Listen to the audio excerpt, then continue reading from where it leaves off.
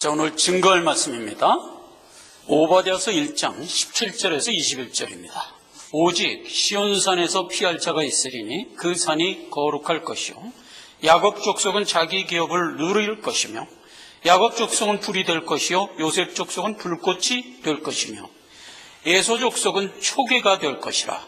그들이 그의 위에 붙어서 그를 살을 것인즉 에서 족속에 남은 자가 없으리니 이는 여호와께서 말씀하셨느니라. 남방 사람은 에서의 산을 얻을 것이며 평지 사람은 블레셋을 얻을 것이요 또 그들이 에브라임의 들과 사마리아의 들을 얻을 것이며 베냐민은 길르앗을 얻을 것이며 사로잡혔던 이스라엘 뭇 자손은 가나안 사람에게 속한 땅을 사르밧까지 얻을 것이며 예루살렘에 사로잡혔던 자 곧 스발랏에 있는 자는 남방의 성읍을 얻을 것이니라. 21절 구원자들이 시온산에 올라와서 에서의 산을 심판하리니 나라가 여호와께 속하리라. 아멘. 궁극적인 야곱의 영광. 오바댜서 강의 마지막 시간입니다. 오바댜서 그러면 아주 짧은 성경인데 우리에게 주신 메시지가 재림 직전을 사는 사람들에게 주는 교훈이라고 할 수가 있는 겁니다. 그래서 특히 오바댜서는 오늘날 우리에게 메시지를 주고 있어요. 지난 시간에 이제 라마의 슬픔에 대해서 알아봤죠. 재림 직전을 사는 모든 성도들이 가지고 있는 슬픔이에요. 그런데 이 라마의 슬픔이 축복이었다. 네가 라마의 슬픔을 가지고 있느냐? 너는 복된 자다. 이렇게 된 얘기였었잖아요. 그래서 오늘 오바댜서를 마감하면서 궁극적인 영광이 어떤 모습으로 나타나는가 하는 것을 살펴보는 것으로 해서 오바댜서를 마감하고자 합니다. 자, 오바댜서의 주제는 에서였지요. 하나님이 에서를 야곱과 쌍둥이로 이 땅에 태어났고 그리고 에서는 야곱을 섬기도록 하나님이 정하셨다고. 에서는 신앙생활하는 우리에게 있어서는 우리가 가지고 있는 육정의 상징. 육정은 항상 하나님을 대적하고 하나님의 진리를 거부하는 속성. 이게 육정이잖아요. 그래서 에서가 평생 우리가 가지고 있는 영의 지배를 받으면서 우리의 일평생을 살지만 에서는 호시탐탐 우리의 신앙을 대적하죠. 그 모습이 구속사역 가운데 나타나죠. 예수님이 초림할 때도 에서는 헤롯이라는 이름으로 우리에게 큰 고난을 주었었고 예수님이 십자가에 못 박혀 죽을 때도 에서는 거기에 있었다. 이렇게 오바댜서는 기록하고 있잖아요. 본문 말씀에 17절에서 18절에 보니까 에서는 초계같이 될 거라. 소멸해서 불살라버리겠다. 에서는 없어질 거예요. 그런데 19절에서 20절에 보니까 그 에서가 너의 것이 될 것이라. 우리의 육정은 없어질 거예요. 없어질 건데 결국 새 몸 받아서 우리의 것이 될 것이다. 이렇게 된 얘기거든요. 대표적으로 로마서 8장 11절에 있고요. 베드로전서 4장 6절에도 기록되어 있어요. 그건 하나 읽겠습니다. 이를 위하여 죽은 자들에게도 복음이 전파되었으니 이는 육체로는 사람처럼 심판을 받으나 영으로는 하나님처럼 살게 하려 함이라. 우리 믿는 신자가 이걸 꼭 기억해야 돼요. 우리가 구원받았으면 우리의 육체는 사람처럼 심판받을 거야. 우리의 육체는 죽을 거예요. 그러나 우리의 영은 어떻게 된다? 하나님처럼 영생하게. 그래서 이 구원이 그대로 녹아있는 거예요. 그래서 에서는 초계같이 될 것이지만 결국 네가 에서를 얻을 것이다. 사도행전 24장에 악인과 의인이 둘 다 부활한다 그랬어요. 그런데 악인이 부활하는 거는 평소 우리가 살고 있던 몸 그대로 부활하는 거예요. 그런데 의인이 부활하는 거는 우리가 살고 있던 몸은 그냥 죽어서 영혼이 소멸돼. 그리고 하나님이 새 몸으로 주는 거예요. 그래서요, 오바댜서 오늘 17절에서 21절이잖아요. 16절에 보면 그 얘기가 기록돼 있어요. 에서는 원래 없던 것 같이 될 거야. 이런 시크릿 같은 얘기를 해줬잖아요. 그리고 새 몸으로 주시는 거예요. 이게 부활 성제. 죄인은 지들이 입고 있던 옷 다시 주는 거예요. 그래갖고 영벌로 들어가는 거예요. 그래서 이게 굉장히 슬픈 얘기예요. 유황불로 들어오면 얼마나 괴롭겠어요. 그래서요, 예수님이 공생의 3년 동안에 많은 복음의 말씀을 우리에게 줬는데 정말 진지하게 지옥만은 가지 마라. 이걸 예수님이 얼마나 우리에게 진지하고도 강렬하게 얘기했는지 생각해 보세요. 지옥만은 가지 마라. 예수님이 하신 얘기예요.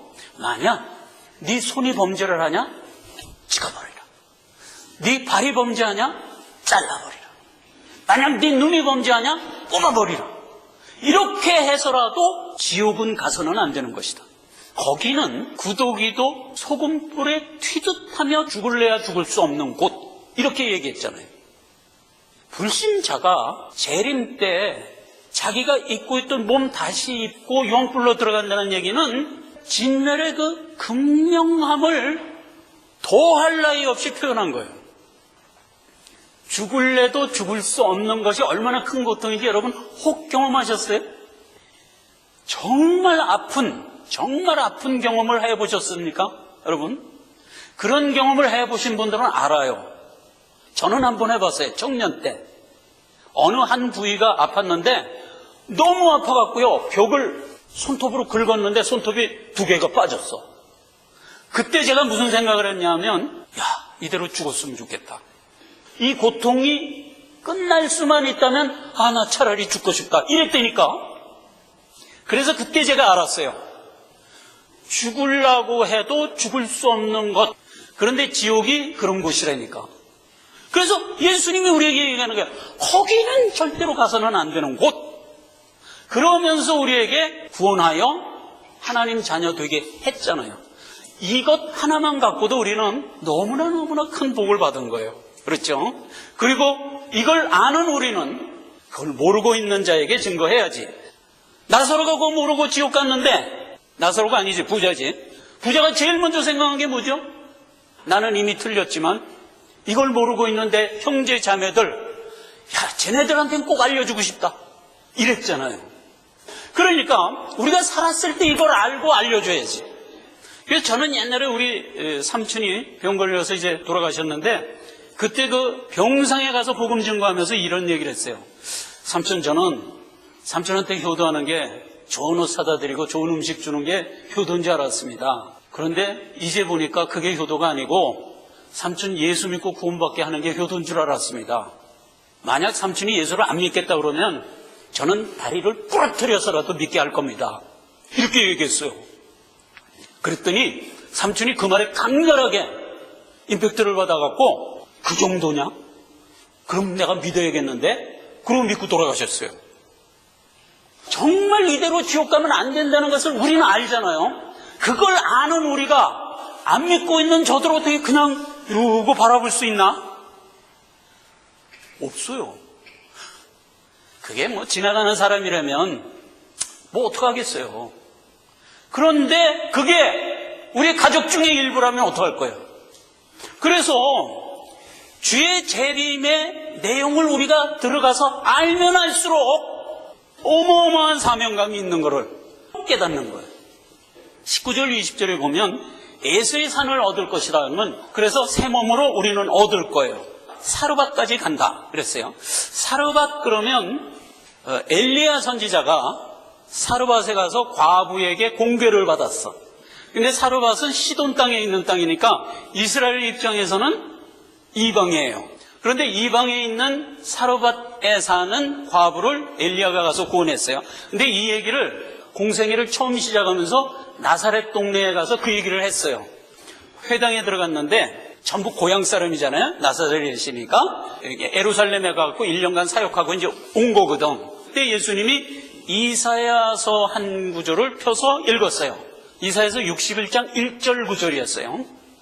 내가 이 땅에 와서 죽은 자 살리고 문둥이 고치고 모든 것을 깨끗게 하였느니라 읽고, 예수님이 이 이사야서에 기록된 이 말씀이 오늘날 성취됐느니라 너희 눈앞에서. 그러면 내가 메시아야 라는 얘기잖아요. 그 얘기를 동네 사람들이 듣고, 저 사람이 요셉의 아들 아니야? 마리아의 아들 아니야? 그 형제 자매를 우리가 다 아는데 지가 메시아라고? 이러면서 배척했어요. 하나님이 우리에게 주시는 복음의 말씀을 우리가 들을 때 선입관을 갖고 들으면 망하는 거예요. 그러니까 하나님이 직접 몸을 입고 우리 앞에 나타나도 우리는 거부하는 거예요. 그만큼 인간이 가지고 있는 선입관은 죄예요. 그러니까 예수님이 구원에 대한 예를 얘기했어요. 옛날에 엘리야가 이방에 있는 사렙과 과부에게 가서 그에게 구원을 베풀었다. 많은 문둥이 중에서 수리아에 있는 나만이라는 문둥이를 찾아가서 구원했다. 그랬더니 격분을 한 거야. 우리가 선민으로서 구원을 얻었는데 메시아가 와서 이방의 구원을 구한다고? 이거는 말이 안 된다. 죽이자. 해갖고 예수를 붙들어서 그 동네가 형성된 낭떠러지까지 끌고 가서 밀쳐 떨어뜨려 죽이려고 그랬지.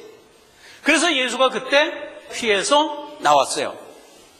여러분, 복음이 증거되면 세상의 죄된 성정은 그 복음을 안 들을 뿐만 아니라 극렬하게 대적하여 죽이려 하죠. 이게 일반적인 죄성이에요. 그러한 가운데 선포한 내용이 뭐냐 하면 구원이라는 것은 하나님이 와서 자기 백성을 구원하는 거야. 이렇게 설명한 거예요. 그랬더니 이스라엘 백성들이 하나님의 백성은 우리인데 무슨 헛소리야 그러고 죽이려고 그랬지.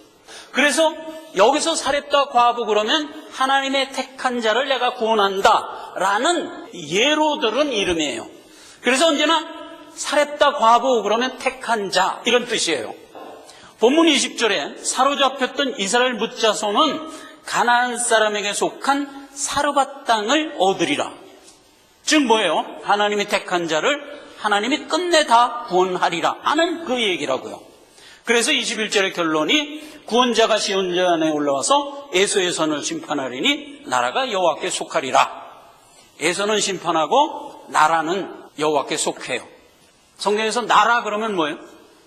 베드로전서 2장 9절에 택한 자를 지칭하는 말이에요. 거기에 뭐라고 그랬어요? 너희는 왕같은 제사장이요 거룩한 나라요 나의 소외된 백성이니. 그래서 나라 그러면 하나님의 택한 자를 얘기하는 거예요.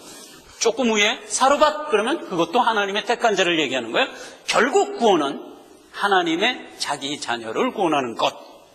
이렇게 해서 끝난 얘기예요. 그러면 보세요. 주님이 이 땅에 오셔서 구속사를 이끌어가는 동안에도 주님은 이 땅에서 역사를 했어요. 그리고 그 구속사를 끝내고 재림할 때도 주님은 어떤 역사를 할 거예요. 그러면 두 가지로 구분해서 보자고요. 주님이 이 땅에 와서 자기 구속사를 이끌어가는 동안에 주님이 보여준 모습은 뭔가? 에서에게는 함정이요 올무고 야곱에게는 구원이에요. 이사야서 8장 14절 그가 거룩한 피할 곳이 되시리라. 예수는 우리의 구원자다. 그 얘기. 그러나 이스라엘의 두 집에는 거치는 돌 걸리는 반석이 되실 것이며 예루살렘 거민에게는 함정과 올무가 되리니 많은 사람들이 그로 인하여 거칠 것이며 넘어질 것이며 부러질 것이며 걸릴 것이며 잡힐 것이라. 예수가 이 땅에 와서 죄된 세상에 와서 구속의 진리를 선포하면서 역사를 하면 모든 불신자는 예수 때문에 넘어진다고요. 좀 이상하게 들리십니까? 아니요. 하나님은 자기 택한 백성을 구원하러 오지 절대로 택하지 않은 죄인을 구원하러 오지 않아요. 오히려 택함받지 않은 죄인들은 걸려 잡아서 넘어지게 한다고요. 그리고 택한 자에게는 어떻게 역사하냐? 오직 저만 나의 반석이요 나의 구원이시요 나의 산성이시니 내가 요동치 아니하리로라. 이렇게 구분되는 거예요. 그러면 이건 예수가 구속 기간 동안에 세상에 보여준 모습이에요. 그러면 우리가 구원을 얻어서 세상을 살아갈 때도 이 모습으로 살아요. 우리도 예수님이 12제자를 전도파성을 한번 하죠. 여러 가지 얘기를 했어요. 전대도 가지 마라, 병인도 2개 가지지 마라, 신발도 2개 가지지 마라, 그냥 가서 전하라. 그랬더니 어떤 일이 있었냐? 마태복음 10장 14절 누구든지 너희를 영접하고 너희 말을 듣지도 아니하거든 그 집이나 성에 나가 너의 발의 먼지를 떨어버리라.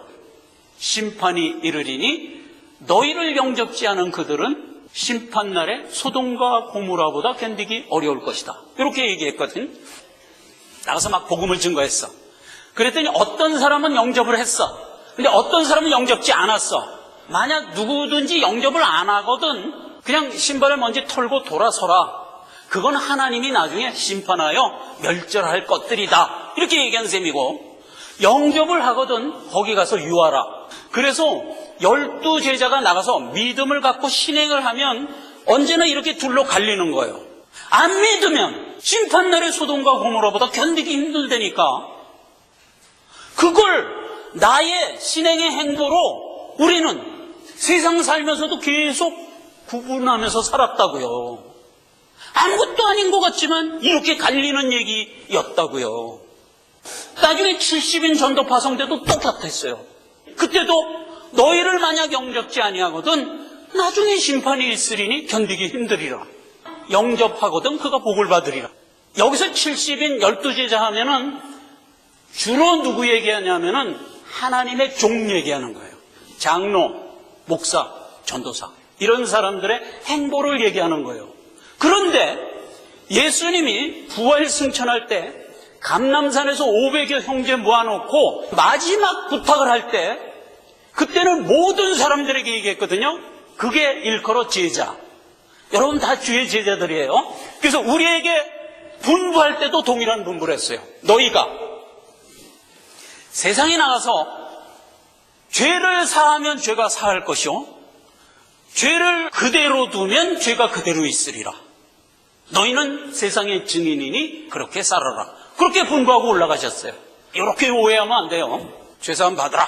그랬더니 죄사함 받았어. 그냥 심판 받으라. 근데 심판 받았어. 이렇다는 얘기가 아니고 너희는 세상에 나가서 증인으로 살아라 이 얘기거든. 우리의 증거를 받고 믿으면 복을 받고, 대부분의 사람은 안 믿지. 귓등으로 듣지. 그러면 그냥 유언뿌리다. 아무것도 아닌 것 같은데 결론은 삶과 죽음으로 갈린다고요. 이렇게 된 실상, 이게 주님이 이 땅에 와서 구속사를 이끌었을 때 모습과 동일한 거예요. 우리도 생명 가졌으니까 우리도 동일한 행보를 하면서 사는 거예요. 그런데 주님이 재림하면 영혼이 갈려요.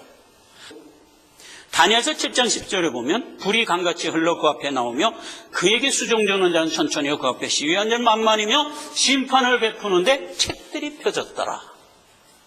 그리고 계시록에 보니까 책에 대한 얘기를 조금 자세히 했어요.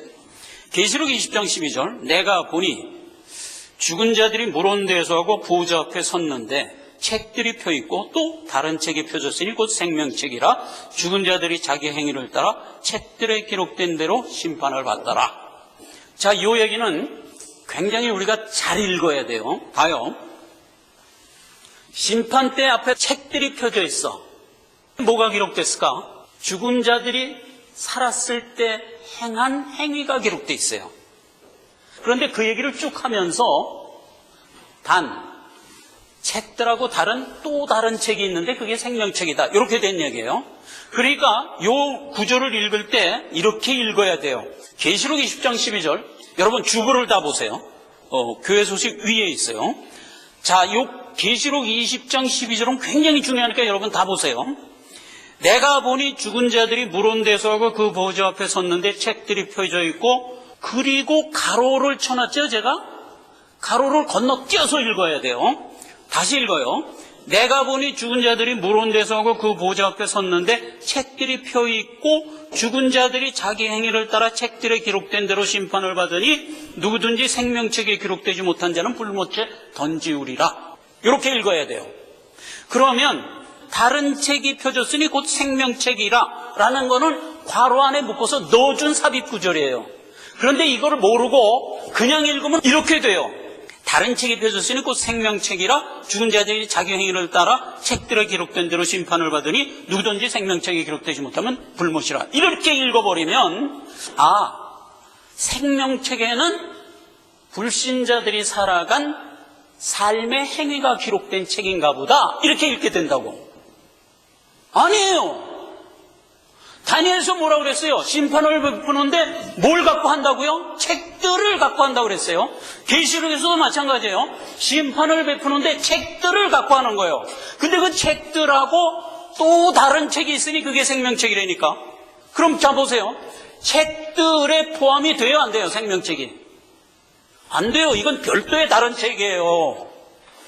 모든 불신자는 그 사람이 평생 살아간 삶의 행위가 책에 다 기록되어 있어요. 그래서 하나님이 심판을 베풀 때 그 책에 기록된 내용대로 심판하는 거예요. 그럼 보세요. 어떤 불신자 하나를 성정합시다. 그가 평생 뭘 하면서 살았을까? 세 가지. 먹었지, 마셨지, 또 무엇이든지 했지. 이게 기록됐을 거 아니에요. 먹든지 마시든지 무엇을 했을 거 아니에요. 그게 기록됐어요. 그런데 그 기록된 내용대로 심판을 하는 거예요. 그러면 그가 골든코라를 가서 스테이크를 먹었더라. 맨날 몇 시에. 그게 심판이 빌미가 되는 거예요. 아니, 불신자가 스테이크 먹은 게 왜 심판이 되나? 하긴 모르겠어요. 그렇게 기록됐으니까 그게 심판이에요. 또 어디 가서 놀았더라. 근데 그게 심판이 되는 거예요. 하나 더. 그가 봉사하고 구제하고 훌륭한 선한 일을 했다. 그게 기록됐을 거 아니에요? 불신자라도 그런 일을 하는 사람이 없어요? 있죠. 신안 앞바다에 기름이 퍼지니까 가갖고 열심히 그거 닦아내죠. 근데 그 닦아내는 사람들 중에는 불신자 많죠. 그게 그 책에 기록됐겠어요? 안 기록됐겠어요? 당연히 기록됐지. 먹든지 마시든지 다 기록됐으니까. 그래서 기름 막 닦았어. 그랬더니 그 책을 보고 너 기름 닦았어? 그러고 심판했다는 얘기야. 말이 돼? 말이 돼요? 말이 돼요. 성경에 보면 사람이 하는 무슨 행위라 할지라도 예수 모르고 믿음 없이 한 것이 죄니라 이렇게 기록되어 있잖아요. 불신자가 어떤 일을 했어. 먹든지 마시든지 무엇이든지 했어. 그 무엇이든지 안에는 선행도 있고 구제도 있고 어디 가서 봉사한 것도 있고 다 있어. 그런데 그 모든 게 예수 모르고 믿음 없이 한 것이 뭐라? 믿음 없이 한 모든 것이 죄니라. 누구의 선언이에요? 하나님의 선언이에요. 그가 한 행위에 하나님은 뭘 보는 거예요? 무슨 일을 많이 했는데 그 안에 예수가 없는 거야. 그러면 심판이에요. 평생 예수 모르고 산 게 얼마나 헛삶이냐 이 말이에요. 헛삶. 자, 그러면 생명책에는 뭐가 기록되어 있을까? 이름만 기록되어 있어요. 이름. 안무선 딱 기록되어 있는 거예요. 여러분, 생명책에 내 이름이 기록되어 있어요. 내 이름이 기록되어 있는데 한번 생각해 보세요. 여러분, 생명책에 언제 기록되어 있어요? 전도사님이 와서 예수 믿어! 그랬더니 듣고 아멘 했어요. 그때 기록됐을까? 아니요. 만세전에 기록되어 있어요. 내 이름이 만세전에 기록됐다는 것을 내가 아직 깨닫지 못하면 택자를 구원한다는 기본적인 구원의 도에 대해서 아직 모르고 있는 거예요. 모르고 있는 거예요. 어떻게 알고 있는 거예요? 아, 내가 선하게 살고 착하게 살면 구원을 얻지 라고 알고 있는 거예요. 성경은 절대 그거 아니에요. 하나님이 택한 자를 구원하는 거예요. 그래서 내 이름은 하나님이 택했을 때 기록되어 있어요. 만세전에 기록되어 있어요. 그래서 그 성구를 몇 개 확인합시다. 에베소서 1장 5절입니다. 그 기쁘신 뜻대로 우리를 예정하사 예수 그리스도로 말미암아 자기의 아들들이 되게 하였다. 예정해서. 그렇게 해서 이제 우리의 이름을 만세전에 하나님이 영생 주기로 예정을 했어.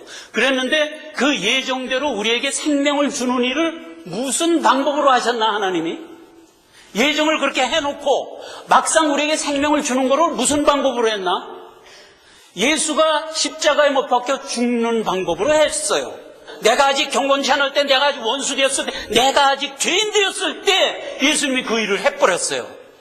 그래서 택한 자기 백성의 죄가 그냥 사해져 버렸어요. 그 만세전에 기록된 것을 하나님이 역사 속에서 십자가에 못 박혀 죽으시면서 해내셨어요. 고린도전서 2장 7절 오직 비밀한 가운데 있는 하나님의 지혜를 말하는 것이니 곧 감추었던 것인데 하나님이 우리의 영광을 위하여 만세전에 미리 정한 것이라. 예수가 십자가에 못 박혀 죽은 그 사건 얘기하는 거죠. 그런데 예수가 십자가에 못 박혀 죽는 거를 언제 하나님이 계획하셨다고요? 만세전에. 그러니까 에덴 성산 짓기도 전에, 뱀 만들기도 전에, 아담과 하와 만들기도 전에, 온 우주 만물 만들기도 전에 무엇부터 세워놓고 하나님은 구속사를 이끌었어요? 십자가 대속이라는 계획부터 세워놓고 이 일을 이끈 거잖아요. 십자가 대속은 왜 만드는 거예요? 하나님이 택한 내 백성 구원하려고 만든 거잖아요. 그래서 둘 다 만세전에 만든 거예요. 그리고 역사 속에서 그 일을 한 거예요. 그렇죠.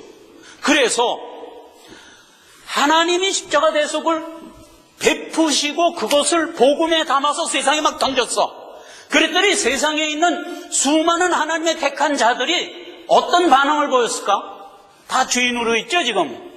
복음의 말씀을 듣고 일어나더라 이 말이에요. 그 말을 듣고 은혜 받고 아멘 하여 나왔어요. 그래서 우리는 그때 인식하는 거야. 아, 내가 이제 영생 얻었구나 하고 인식하는 거잖아요. 요한복음 8장 47절 하나님께 속한 자는 하나님의 말씀을 듣나니 너희가 듣지 아니하면 하나님께 속하지 않았기 때문이다. 하나님이 십자가 대속을 베푸시고 그걸 복음에 담아서 세상에 막 뿌렸더니 하나님이 만세전에 택한 자들은 그걸 듣고 아멘 하더라 이 말이잖아요. 그래서 사도 바울이 사역 중에 이런 얘기를 해요. 성도들에게. 또 참으로 나의 몽의를 같이 한 자 내게 구하노니 복음을 나와 함께 힘쓰던 저 부녀들을 돕고 또 클레멘도와 그 외에 나의 동역자들을 도우라. 그 이름이 생명책에 기록됐느니라. 신행 갖고 교회에서 서로 유무상통하면서 복음 사역에 힘쓰던 저들 다 생명책에 기록됐다. 이거 그때 부녀들과 클레멘도만의 얘기인가요? 아니잖아요. 오늘날 믿음 갖고 은혜의 마음을 갖고 살아가는 우리 모두에게 동일한 얘기잖아요. 우리가 뭐예요? 생명책에 기록된 자들이잖아요. 생명책에 기록되지 않았으면 믿음을 보일 수가 있어요, 없어요? 없어요. 믿음을 보였다는 것이 내 이름이 생명책에 기록됐다는 움직일 수 없는 증거잖아요. 말씀을 맺습니다. 주님 십자가에 못 박혀 죽은 지 어느덧 2000년이 넘었어. 오늘을 사는 우리에게 이 오바다서를 짧게 남긴 거예요. 그래서 우리는 재림 직전을 사는 자들인 것을 깨달아요. 여러분, 재림 직전을 사는 우리나 중세시대에 살던 어떤 믿는 자들이나 똑같아요.